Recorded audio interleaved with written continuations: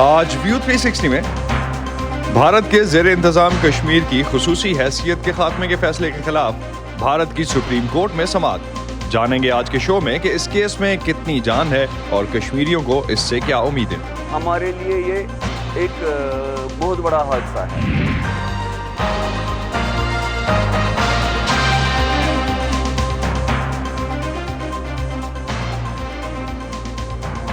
Voice of America کے Washington studios میں آپ سب کو خوش آمدید۔ آپ دیکھ رہے ہیں پروگرام ویو 360 اور میں ہوں اسد اللہ خالد۔ اگست 2019 میں جب بھارتی حکومت نے اپنے زیر انتظام کشمیر کی خصوصی حیثیت ختم کرنے کا اعلان کیا تو تبھی سے کشمیریوں کی طرف سے ریاست کے اس خاص سٹیٹس کی بحالی کے لیے قانونی چارہ جوئی شروع کی گئی۔ تقریباً 4 سال سے جاری اس قانونی جنگ کو کل اس وقت ایک نئی زندگی ملی جب بھارت کی سپریم کورٹ نے ابتدائی کارروائی میں 2 اگست سے مودی حکومت کے اس فیصلے کے خلاف آنے والی پٹیشنز کو روزانہ کی بنیاد پر سننے کا فیصلہ کیا۔ اعلیٰ عدالت کے 5 رکنی بینچ نے اس کیس کے فریقین، وفاق اور پٹیشنرز کو اس ماہ کے آخر تک تمام شواہد اور دستاویزات جمع کروانے کے لیے کہا۔ آج کے پروگرام میں ہم اسی پیش رفت کا جائزہ لیں گے۔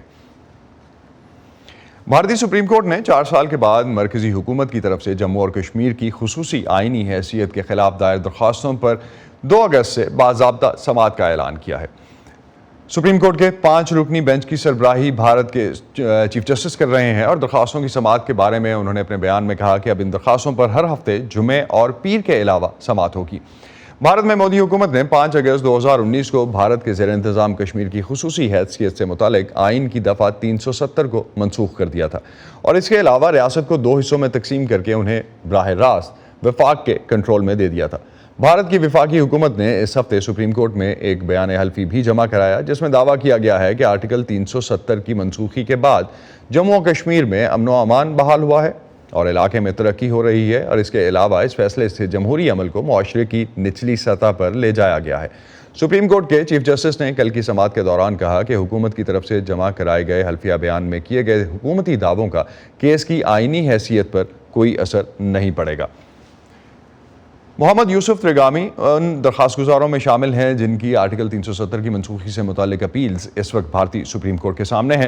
محمد یوسف کشمیری سیاستدان ہیں۔ وائس آف امریکہ کے یوسف جمیل سے سری نگر میں بات کرتے ہوئے انہوں نے دستور ساز اسمبلی کی منظوری کے بغیر آرٹیکل 370 کی منسوخی کو آئین کی خلاف ورزی قرار دیا۔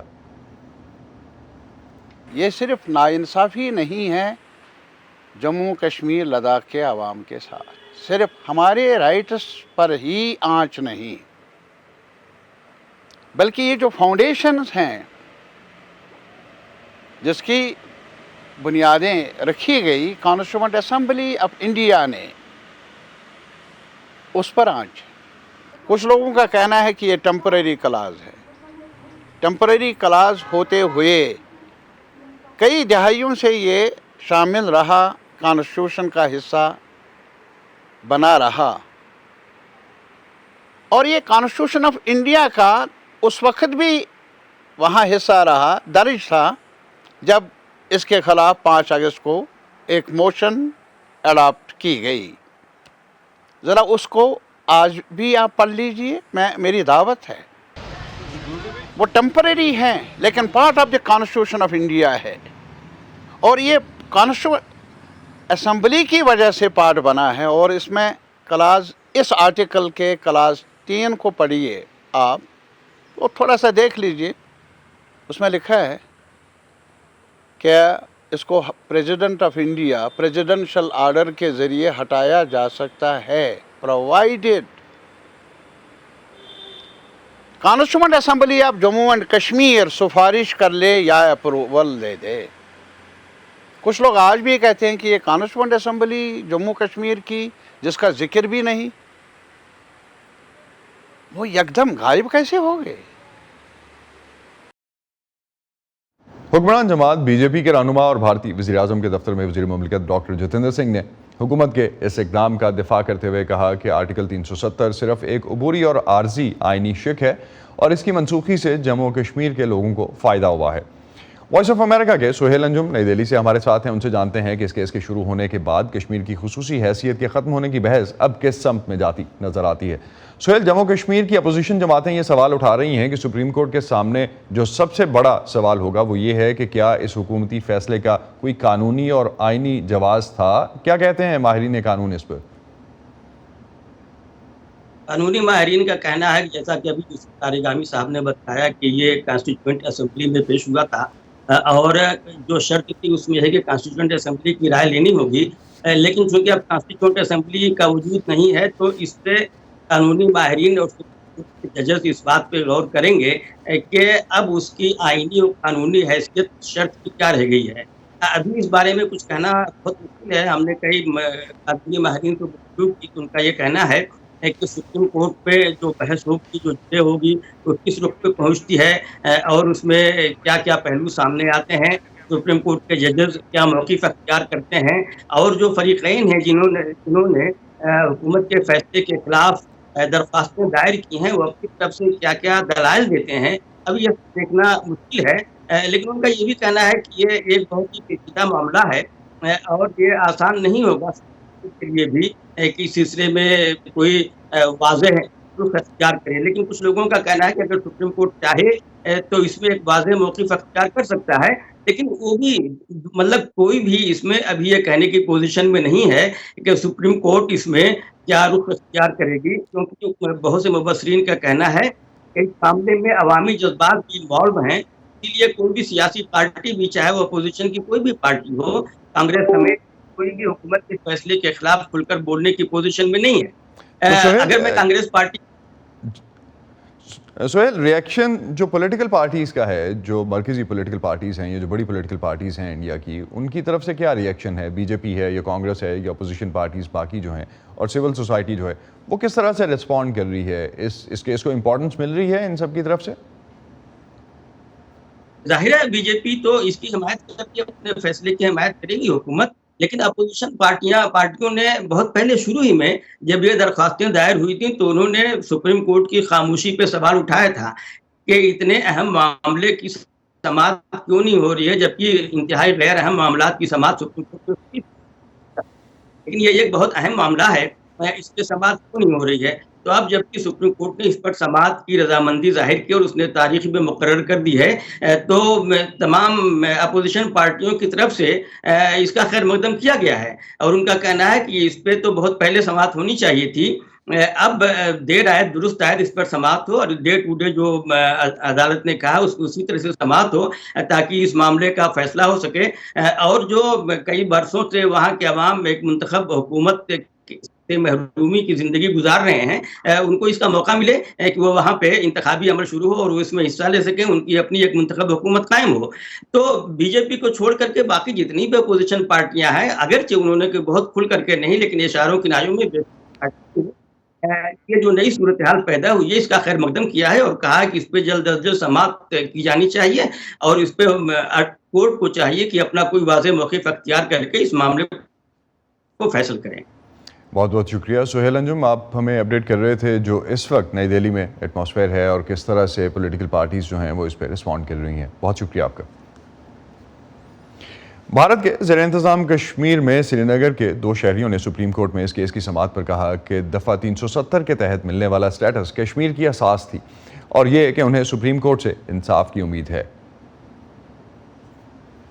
47 سے آج تک جب بھی کوئی سیاسی فیصلہ لیا گیا جموں کشمیر کے بارے میں ہم سے ہماری رائے نہیں لی گئی.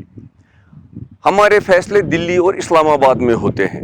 ہمارے پاس سپریم کورٹ کے فیصلے کے انتظار کرنے کے سوا کوئی اور آپشن نہیں ہے.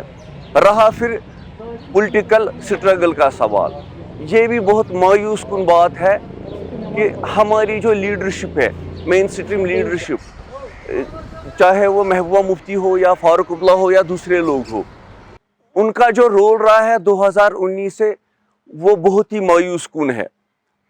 وہ اس معاملے میں سنجیدہ نہیں دکھ رہے ہیں. ان کی جو پولیٹیکل سٹرگل ہے وہ خالی فیس بک اور ٹویٹر پہ دکھ رہی ہے. ریووکیشن ہوئی کشمیر میں آرٹیکل 370 کی، تو اس کے بعد ہم ڈیولپمنٹ کی امید کر رہے تھے. کوئی یہاں پہ اگر ہماری اپنی جو گورنمنٹ ہوتی تو وہ لوگوں سے جڑ کے فیصلے لے سکتی تھی، لیکن اب ہم دیکھ رہے ہیں کہ لیفٹیننٹ گورنر صاحب کی جو یہاں پہ گورنمنٹ چل رہی ہے، ایل جی حکومت چل رہی ہے، تو اس میں لوگوں سے جڑنے میں مشکلات ہوتی ہے. تو سارا جو ہے ایڈمنسٹریشن جو ہے بیوروکریٹس کے ہاتھ میں ہے، سب فیصلے وہی لے رہے. تو ایز اے پولیٹیکل ہمارا جو آگے ریپریزنٹیٹیو کوئی نہیں ہے. وائس آف امریکہ کے یوسف جمیل اس وقت ہمارے ساتھ ہیں. ان سے جانتے ہیں کہ کشمیری رہنما جو جموں اور کشمیر کے اس خصوصی اسٹیٹس کے ختم ہونے کے بعد ایک قانونی جنگ بھی لڑ رہے ہیں، اس وقت وہ کتنا پر امید ہیں، کیا توقعات ہیں انہیں سپریم کورٹ سے. یوسف، کتنا اہم ہے یہ کیس کشمیری رہنماؤں کے لیے؟ یہ انتہائی اہمیت کا حامل ہے، اور جیسا کہ سہیل صاحب نے بتا دیا آپ کو کہ یہاں کی جو قومی سطح کی پولیٹیکل پارٹیز ہوں یا یہاں علاقائی جماعتیں ہوں، تو سب کو انتظار ہے کہ سپریم کورٹ اس سلسلے میں کیا موقف اختیار کرتا ہے اور کیا فیصلہ آتا ہے. اور جتنے بھی لوگوں سے ہماری بات ہوئی، سیاستدانوں سے بات ہوئی، سول سوسائٹی کے لوگوں سے بات ہوئی، عام لوگوں سے بات ہوئی، تو سب اس انتظار میں ہے کہ سپریم کورٹ میں سے کیا فیصلہ آتا ہے. اور مختلف لوگوں کی طرف سے یہ امید ظاہر کی جا رہی کہ چونکہ یہ ایک قانونی جنگ ہے، ایک قانونی مسئلہ ہے، تو قانون کی بنیاد پر نہ کہ سیاسی جو موقف ہے بھارتیہ جنتا پارٹی کا یا نئی دہلی میں جو حکومت ہے، یہاں کی جو انتظامیہ ہیں، ان کا جو موقف ہے آرٹیکل 370 کو منسوخ کرنے کے حوالے سے، تو اس کو نظر انداز کیا جائے گا، اور جو اس کا جو قانونی پہلو ہے اس کو اہمیت دی جائے گی. لیکن اس کے ساتھ ہی جو پرائیویٹلی کچھ سیاستدان یہ کہتے ہیں کہ وہ زیادہ پر امید نہیں ہیں. اس کی وجہ یہ ہے کہ جو یہ جیسے طارق عامی صاحب نے کہا کہ یہ ایک عارضی اور عبوری شک آئینی شک تھی دفعہ 370، اس کو ایک پریزیڈنشل آرڈر کے ذریعے منسوخ کیا جا سکتا تھا، ہٹایا جا سکتا تھا، لیکن اس کے لیے یہ شرط لازمی ہے کہ جو کانسٹیٹیوشن اسمبلی ہے اس کی سفارش پر ہی ایسا کیا جا سکتا تھا. لیکن کانسٹیٹیوشن دستوری اسمبلی تو ہے نہیں ابھی، اس لیے اب یہ سپریم کورٹ کیا موقف اختیار کرتا ہے، وکلا کیا کہتے ہیں، کس طرح کے دلائل پیش کرتے ہیں دونوں طرف کے لوگ، تو اس پہ اس کا سارا دار مدار ہے، اور اسی کی بنیاد پر فیصلہ توقعات کیا ہیں کشمیری رہنماؤں کا؟ تو آپ نے ذکر کر دیا کہ کشمیری رہنما جو ہیں وہ پرائیویٹلی کہتے ہیں اور بہت زیادہ پر امید نہیں ہیں. سول سوسائٹی یا ماسز کی کیا توقعات ہیں سپریم کورٹ میں چلنے والے اس کیس سے؟ جی، اب دیکھیے، جو گزشتہ چند برس سے جو عدالتوں کے جو فیصلے سامنے آتے ہیں ان کی بنیاد پر وہ زیادہ پر امید نہیں ہیں. ممکن ہے کہ اس معاملے میں جو سپریم کورٹ کا جو فیصلہ ہوگا وہ مختلف ہوگا، اور جیسا کہ سپریم کورٹ نے ابھی کل یہ کہا تھا کہ یہ جو گورنمنٹ نے جو موقع اختیار کیا ہے، انہیں جو تازہ حلفیہ بیان سپریم کورٹ میں پیش کیا ہے، اس میں جو یہ کہا گیا ہے کہ اگست 2019 کے بعد، یعنی کہ اس دفعہ کو ہٹانے کے بعد یہاں کے حالات جو ہیں وہ معمول پر آ گئے ہیں، تعمیر و ترقی کا دورہ ہے، اور جو ڈیموکریسی ہے اس کو نچلی سطح تک لے جایا گیا ہے. تو اس نے سپریم کورٹ نے کہا ہے کہ اس کا اس کی جو لیگل جو اسپیکٹ ہے، جو کانسٹیٹیوشنل اسپیکٹ ہے اس معاملے کا، اس پہ کوئی اثر نہیں پڑے گا. تو اس کی بنیاد پر یہ امید کی جا رہی ہے کہ شاید سپریم کورٹ اس جو یہ فیصلہ ہوا تھا اس سلسلے میں کچھ ایک پر امید فیصلہ سامنے آ جائے گا. بہت بہت شکریہ یوسف جمیل صاحب، آپ ہمیں اپڈیٹ کر رہے تھے جو اس وقت سچویشن ہے اور کس طرح سے پرسیو کیا جا رہا ہے اس پورے پروسیڈنگ کو، اور خاص طور پہ آنے والے دنوں میں جب یہ کیس سنا جا رہا ہوگا. تو بہت شکریہ آپ کا. اور اب بات کرتے ہیں کچھ اس لحاظ سے کہ اگر ہم بی جے پی کے دعوے کی بات کریں تو بی جے پی کا یہ کہنا کہ کشمیر میں اس سٹیٹس کے ختم ہونے کے بعد امن و امان بحال ہوا ہے اور کاروبار زندگی چلنا شروع ہوا ہے، لوگوں کا کاروبار بہتر ہونا شروع ہوئے ہیں. لیکن کشمیر میں تیار کیا جانے والا لوٹس نامی خام ریشم دنیا کا بہترین ریشم سمجھا جاتا ہے. اس کا مقابلہ اٹلی اور فرانس کے کلاسیکل سلک کے ساتھ کیا جاتا تھا. 1947 سے پہلے کشمیر ریشم کی صنعت کا مرکز ہوا کرتا تھا. پاکستان اور بھارت کے وجود میں آنے کے بعد یہ سلسلہ کچھ سال تو جاری رہا، لیکن اس کے بعد یہ صنعت زوال پذیر ہونے لگی، اور سری نگر میں موجود دنیا کے قدیم ترین ریشم تیار کرنے والے کارخانوں میں سے ایک کو مجبوراً بند کر دیا گیا. اب مقامی حکومت نئی دہلی اور عالمی بینک کی مدد سے اس صنعت کو بحال کرنے کی کوشش کر رہی ہے. سری نگر سے زبیر ڈار کی رپورٹ. بہٕ ٲسٕس کران پشمیٖن کٲم حظ. میں پہلے پشمینہ بنتی تھی. شکر ہے کہ میں اس کام سے بھی اچھا خاصا کما لیتی تھی، لیکن پھر میری صحت بگڑ گئی اور میں ریشم کے کیڑے پالنے لگی. یہ آمدن کا ایک اچھا ذریعہ ہے. میں یہ کام اکیلے کرتی ہوں اور شکر ہے خدا کا کہ میں اس سے 2 لاکھ روپے تک کما لیتی ہوں. مجھے کوئی مسئلہ درپیش نہیں ہے. میں اس کام کو آرام سے سر انجام دیتی ہوں. تہٕ واریاہ چھُ یہِ اصل. بھارت کے زیر انتظام کشمیر کی حکومت نے ریشم کی صنعت کو بحال کرنے کے لیے 91 کروڑ مالیت کا ایک پروجیکٹ تیار کیا ہے، جس سے رفیقہ اور ان جیسے ہزاروں کسانوں کو فائدہ ہوگا. اس منصوبے کا مقصد علاقے میں ریشم کے کیڑوں کی پیداوار کو دوگنا کرنا ہے. چنانچہ کیڑوں کی پرورش کے 100 نئے مرکز قائم کیے جا رہے ہیں، جن سے 7,000 نئے کسانوں کو روزگار ملنے کی توقع کی جا رہی ہے. یہ ایک بہترین اسکیم ہے جو صرف جموں و کشمیر ہی کے لیے بنائی گئی ہے. ہم اس اسکیم سے مطمئن ہیں. ہمیں پہلے اس اسکیم کے تحت 2 کروڑ روپے ملتے تھے. یہ رقم اب بڑھا کر 3 کروڑ روپے کر دی گئی ہے، جس سے ہمیں فائدہ ہو رہا ہے. تاہم اس اسکیم میں ایک خامی ہے، اور وہ یہ کہ ہمیں فصل سال میں ایک ہی مرتبہ خریدنا پڑتی ہے اور قیمتوں میں اتار چڑھاؤ کے نتیجے میں پھر ہمارے لیے مسئلہ پیدا ہوتا ہے. ہم مارکیٹ سے اچھی طرح نہیں نمٹ پاتے. ماہرین کی رائے میں بھارت کے زیر انتظام کشمیر میں ریشم کی صنعت کو سب سے بڑا چیلنج جدید ٹیکنالوجی کی عدم موجودگی ہے. کرم کشی یا ریشم کے کیڑے پالنے سے لے کر ریشم تیار کرنے تک کسان اور کاریگر روایتی طریقے ہی استعمال کر رہے ہیں، جس سے ریشم تیار کرنے میں وقت اور لاگت دونوں زیادہ لگتے ہیں اور ریشم کی کوالٹی بھی متاثر ہوتی ہے، جس کی وجہ سے اس صنعت سے وابستہ افراد ریشم ایکسپورٹ مارکیٹ سے پوری طرح فائدہ اٹھانے سے قاصر ہیں. کشمیر کی ریشم کی صنعت کو ایک اور بڑا مسئلہ یہاں کے حالات کی وجہ سے پیش آیا ہے. جب سیاحوں نے یہاں آنا بند کیا تو ہماری تیار کردہ ریشم کی مصنوعات بکنے سے رہ گئی. ملیٹنسی کی وجہ سے ہمیں مسئلہ پیش آیا. پہلے ہم 8-10 بیسنز چلاتے تھے، پھر یہ تعداد کم ہو کر صرف 5 یا 6 رہ گئی.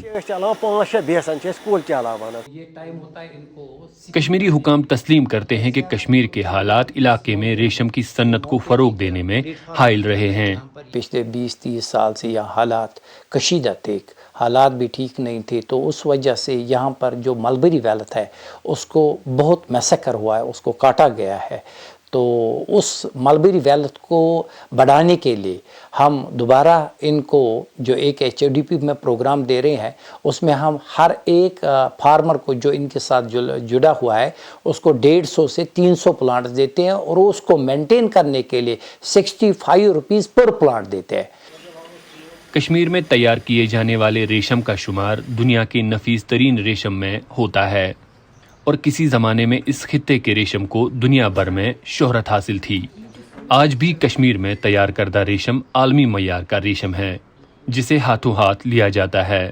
وہیں ایشیا کا سب سے بڑا ملبری فارم بھی سری نگر کے ایک مضافاتی علاقے میر گنڈ میں واقع ہے. ہمارے یہاں 60,000 ملبری پلانٹ جو آپ دیکھ رہے ہیں نا، یہ چھوٹے چھوٹے پودے، اور یہاں پر جو لینڈ لیس فارمرز ہیں ان کو ہم فری آف کاسٹ یہ ملبری پلانٹس الانگ وتھ شوٹس دیتے ہیں. سلک جو ہے اس کو ہم کوئین آف ٹیکسٹائلز کہتے ہیں. ہمارا یہاں جو سیریکلچر سلک جو بنتا ہے انڈیا میں، وہ پرٹیکولرلی ان کشمیر جو JNK میں ہے وہ 4A انٹرنیشنل معیار کے ہے. جو باقی ہمارے ٹراپیکل سٹیٹس ہے ہندوستان کے، وہاں پر ملٹی وولٹائل، وہاں پر وہ A گریڈ سلک نہیں بنتا ہے، 4A گریڈ سلک نہیں بنتا ہے. لیکن ہندوستان میں ہی ڈیمانڈ اس کی اتنی زیادہ ہے کہ ہمیں چائنا اور باقی ملکوں سے سلک یہاں امپورٹ کرنا پڑتا ہے. حکام کا کہنا ہے کہ اگر کشمیر میں ریشم کی اس صنعت کو پھر سے بحال کرنے کی کوششیں کامیاب ہوتی ہیں اور اس خطے کی پیداواری استعداد کو پوری طرح بروئے کار لایا جاتا ہے، تو نہ صرف بھارت میں موجود ریشم کی اس کمی کو پورا کیا جا سکتا ہے، بلکہ کشمیر میں تیار کیے جانے والے ریشم اور اس کی مصنوعات کو ایک بار پھر بیرونی ممالک کو درآمد کرنے کے لیے بھی راہیں ہموار ہو جائیں گی. زبیر ڈار، وائس آف امریکہ، سری نگر. بھارتی زیر انتظام کشمیر میں 24% ایسے گھرانے ہیں جن کے پاس گاڑیاں ہیں. بھارت میں گوا اور کیرالہ جیسی ایسی ریاستیں ہیں جہاں گاڑیوں کی شرح کشمیر سے زیادہ ہے۔ بھارت کے زیر انتظام کشمیر میں پچھلے 6 سالوں کے دوران محکمہ ٹرانسپورٹ میں 10 لاکھ پرائیویٹ اور کمرشل گاڑیاں رجسٹر ہوئی ہیں۔ تنگ سڑکوں اور پارکنگ کی سہولتوں میں کمی کے باوجود سری نگر شہر میں نئی گاڑیوں کی تعداد میں اضافہ ہو رہا ہے۔ گاڑیوں میں اس اضافے سے جموں کشمیر میں ماحولیاتی آلودگی پھیل رہی ہے، جس سے صحت عامہ اور خطے کے گلیشیئرز کے لیے ایک خطرہ پیدا ہوا ہے۔ سری نگر سے زبیر ڈار کی رپورٹ۔ پچھلے 6 سال میں 10 لاکھ نئی گاڑیاں جموں کشمیر کی سڑکوں پر آئی ہیں، جن میں ذاتی استعمال کی اور کمرشل دونوں شامل ہیں۔ ریجنل ٹرانسپورٹ آفس کے پاس دستیاب اعداد و شمار کے مطابق بھارت کے زیر انتظام کشمیر میں گزشتہ 18 سالوں کے دوران گاڑیوں کی رجسٹریشن میں 468% اضافہ دیکھا گیا ہے۔ تنگ سڑکوں اور پارکنگ کی جگہ کی قلت کے باوجود آئے روز یہاں نئی گاڑیوں کا اندراج جاری ہے۔ سری نگر میں کسی بھی مین بزی مارکیٹ میں آپ جائیے، دن میں آپ ٹریفک جیمز انکاؤنٹر کریں گے۔ گاڑیوں کی تعداد میں یہ اضافہ علاقے کے ماحول اور انسانی صحت پر اثرات کے حوالے سے ماہرین کے خدشات میں اضافہ کر رہا ہے۔ گھر میں 4 افراد ہیں، چاروں کے پاس گاڑیاں ہیں، تو اوبویسلی اس کا یہی ہوگا، ایک تو جو کلائمیٹ چینج میں، گلوبل وارمنگ میں اپنا ایک حصہ بڑھا رہا ہے، اور دوسرا کی جو صحت ہے، صحت دن بدن لوگوں کے خراب ہو رہے ہیں کہ جو انوائرمنٹل پولوشن ہو رہا ہے اس کی وجہ سے۔ مین چیز جو ہے برین ڈیولپمنٹ پہ سب سے زیادہ اس کا اثر ہے، خاص کر ہمارے بچوں کے اوپر۔ گاڑیوں سے دھوئیں اور کاربن کے اخراج سے پیدا ہونے والی فضائی آلودگی کے منفی اثرات قدرتی ماحول پر نظر آ رہے ہیں۔ Machhoi is one of those glaciers جس میں which has been receding and then ماس بھی اس کا کم ہو رہا ہے۔ تو اگر آپ دیکھیں گے وہاں پہ بلیک کاربن کی concentration one of the highest ہے across high mountain Asia. High mountain Asia means Hindu Kush, Karakoram, Himalaya, Tibetan plateau, Pamir میں جو ماؤنٹینز ہیں، ان سبھی ایریاز کی جب ہم بات کریں گے، اس میں سب سے زیادہ ہم نے ابھی تک that is an unpublished report, لیکن it has the highest concentration of black carbon because اس کی پراکسیمیٹی ٹو روڈ بہت کم ہے۔ سے اٹ از جسٹ میئرلی 800 اور 900 metres away from the road. سال 2019 میں حکام نے گھریلو استعمال کے لیے کاروں کی فروخت میں کمی لانے کے غرض سے گاڑیوں پر روڈ ٹیکس میں اضافہ کیا تھا، جس کا مقصد فضائی آلودگی پر قابو پانا تھا، لیکن ان اقدامات سے بھی گاڑیوں کے خریدنے کے رجحان میں کوئی کمی نہیں آئی۔ کسی ایک چیز کو ہم بلیم نہیں کر سکتے، کچھ پبلک ٹرانسپورٹ کی بھی کمی ہے، ماڈرنائزیشن نہیں ہوئی ہے پبلک ٹرانسپورٹ کی، اور کچھ سڑکیں بھی کم ہیں یہاں، اس کی ڈینسٹی جو ہے house hold density of private transport وہ بہت زیادہ ہے۔ کنٹری میں ہم دوسرے نمبر پہ ہیں گوا کے بعد، JNK میں 24% of the house holds have a car in Jammu and Kashmir. تو ٹرانسپورٹیشن پالیسی جب بھی بنتی ہے اس میں آپ کا انوائرمنٹل پالیسی ایمبیڈڈ ہوتا ہے، تو دونوں چیزوں کا خیال رکھا جاتا ہے۔ مقامی حکومت ڈیزل سے چلنے والی ان گاڑیوں کو بھی آلودگی میں اضافے کا سبب سمجھتے ہیں جو بھارت کے مختلف شہروں سے کشمیر لائی جاتی ہیں۔ ایک بڑی تعداد گاڑیوں کی ہے جو باہر سے ہم سیکنڈ ہینڈ گاڑیاں پہ کشمیر میں آتی ہیں، ان کا رجسٹریشن کا جو ابھی مسئلہ تھا اس کی ابھی کاؤنٹنگ نہیں ہے کہ پچھلے 2 سال میں کتنی آئی ہیں، کیونکہ رجسٹریشن کسی کورٹ کے معاملے میں سٹک ہوئی تھی۔ تو مجھے ایک اندازہ ہے کہ وہ بھی 50,000 سے 1 لاکھ گاڑیاں ہو سکتی ہیں پورے ڈویژن میں، اس کا ڈیٹا ہمیں ابھی رجسٹریشن کرنے کے بعد آ جائے گا۔ کشمیر کی معتدل آب و ہوا اور خوبصورت مناظر کی وجہ سے بہت سے سیاح علاقے کا رخ کرتے ہیں، لیکن فضائی آلودگی سے علاقے کا معتدل موسم اور یہاں کی قدرتی خوبصورتی دونوں خطرے میں ہیں۔ زبیر Dar, voice of America, Sri Nagar.